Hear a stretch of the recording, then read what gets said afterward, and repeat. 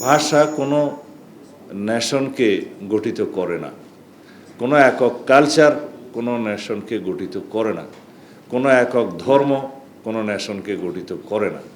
সেই নেশনকে ইনক্লুসিভ করতে হয় সকল ভাষাভাষীদের, সকল ধর্মাবলম্বীদের, সকল সাংস্কৃতিক জনগোষ্ঠীকে, ক্ষুদ্র জাতিগোষ্ঠীকে এবং আরও বেশি আমাদের কনস্টিটিউশনের আর্টিকেল 23 ক অনুসারে ক্ষুদ্র নৃগোষ্ঠীকে, নৃতাত্ত্বিক জাতিগোষ্ঠীকে। আমি বাংলাদেশের সকল মানুষকে সিটিজেন হিসেবে বলতে ভালোবাসি। আমরা সবাই বাংলাদেশের নাগরিক। এখানে বাংলাদেশকে একটি শক্তিশালী, ঐক্যবদ্ধ, গণতান্ত্রিক রাষ্ট্র বিনির্মাণের জন্য আমাদের সকল ক্ষুদ্র জাতিগোষ্ঠী, নৃতাত্ত্বিক জাতিগোষ্ঠী, উপজাতি এবং আধা উপজাতি সকল জনসমষ্টিকে, সকল সত্তাকে বাংলাদেশি হতে হবে একটি ঐক্যবদ্ধ নেশন তৈরির জন্য। এবং সেই ঐক্যবদ্ধ জাতি, ঐক্যবদ্ধ সমাজ, ঐক্যবদ্ধ রাষ্ট্র বিনির্মাণের জন্যেই আমরা ৭১-এর পরে ২৪-এ আবার রক্তদান করেছি।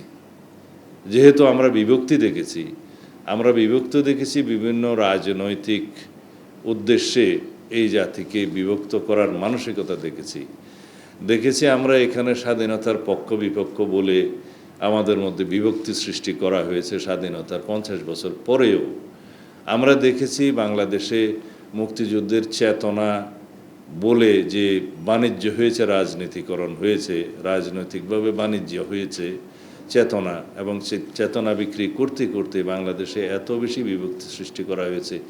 সেই জায়গা থেকে আমাদেরকে বেরিয়ে আসতে হবে এবং বর্তমানে যেই কথাগুলো আমরা বারবার বলি যে বাংলাদেশের ফ্যাসিবাদ বিরোধী জাতীয় ঐক্যটাকে আমরা শক্তিতে পরিণত করে এগিয়ে যেতে হবে। বিকজ পতিত ফ্যাসিস্ট শক্তিটা বাংলাদেশের জন্য ন্যাশনাল সিকিউরিটি থ্রেট। তারা বাংলাদেশের কোনো রাজনৈতিক দল ছিল না, তারা বাংলাদেশে কোনো দিন বাংলাদেশিদের জন্য রাজনীতি করেনি। তাদের গোড়া আর এক জায়গায়, তারা মরিয়া প্রমাণ করিল তাহাদের গোড়া কোন জায়গায়।